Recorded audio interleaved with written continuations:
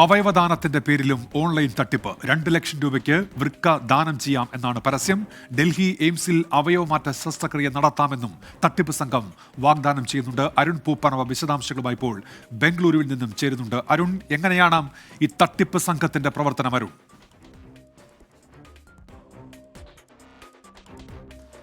ഉന്മേഷ്, ഈ വാർത്ത കാണുമ്പോൾ സ്വാഭാവികമായ ഒരു സംശയം തോന്നാം. ഈ ഓൺലൈനിലൂടെ ഇത്തരത്തിൽ പണം നൽകിയാൽ ഈ അവയവം ദാനമായി നൽകുമോ, അത്തരത്തിൽ ലഭിക്കുമോ എന്നൊരു സംശയം തോന്നാം. ഇത് നിയമവിരുദ്ധമാണെങ്കിലും അത്തരത്തിൽ ലഭിക്കുമോ എന്നൊരു സംശയം തോന്നാം. പക്ഷേ ഇത് ശുദ്ധ തട്ടിപ്പാണ് എന്ന് നമ്മുടെ അന്വേഷണത്തിൽ ബോധ്യമായിട്ടുണ്ട്. ഫേസ്ബുക്കിലെ ഈ മാർക്കറ്റ് പ്ലേസ് എന്ന ഒരു സംവിധാനം അത്തരം ഒരു സാധ്യത മുതലെടുത്താണ് ഇത്തരം ഒരു തട്ടിപ്പ് നടത്തുന്നത്. അവിടെ നമുക്ക് ഈ പ്രൊഡക്റ്റുകൾ വിൽപ്പന നടത്താനും വാങ്ങുവാനൊക്കെ ഓപ്ഷനുകളുണ്ട്. അവിടെ നമുക്ക് വിൽപ്പന നടത്തേണ്ട സാധനങ്ങൾ ലിസ്റ്റ് ചെയ്യാൻ സാധിക്കും. ആ രീതിയിൽ 2 ലക്ഷം രൂപക്ക് കിഡ്നി ദാനം ചെയ്യാമെന്ന് വാഗ്ദാനം നൽകിയാണ് അങ്ങനെയാണ് അതിൽ പരസ്യം നൽകിയിട്ടുള്ളത്. ഈ പരസ്യം ശ്രദ്ധയിൽപ്പെട്ടതിനെ തുടർന്നാണ് ഇങ്ങനെ ഒരു അന്വേഷണം നമ്മൾ നടത്തിയത്. അതിൽ അവരോട് നമുക്ക് കമ്മ്യൂണിക്കേറ്റ് ചെയ്യാനുള്ള ഇതുകൊണ്ട് ചാറ്റ് ചെയ്യാനുള്ള സംവിധാനമുണ്ട്.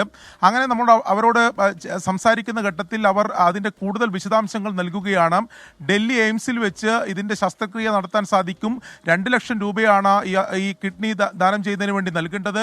1 ലക്ഷം രൂപ അതിൻ്റെ പകുതി പണം മുൻകൂറായി നൽകണം. ഇതിൻ്റെ നടപടിക്രമങ്ങൾ ആരംഭിക്കണമെങ്കിൽ 10,000 രൂപ നൽകി ടോക്കൺ എടുക്കണമെന്നുൾപ്പെടെയുള്ള കാര്യങ്ങളാണ് അവർ പറയുന്നത്. അത് നിങ്ങൾക്കിത് വിശ്വാസത്തിലെടുക്കാം. ഇന്ത്യയിലെ തന്നെ എല്ലാ സംസ്ഥാനങ്ങളിലും അവർക്ക് ദാതാക്കളുണ്ട്, അവർക്ക് ഏജന്റുകളുണ്ട് എന്ന കാര്യം ഉൾപ്പെടെ നമ്മളെ വിശ്വസിപ്പിക്കുന്നതിന് വേണ്ടി അവർ പറയുന്നു. പക്ഷേ നമ്മൾ കൂടുതൽ അന്വേഷണം നടത്തിയ ഘട്ടത്തിൽ ഇത് ശുദ്ധമായ തട്ടിപ്പാണ്.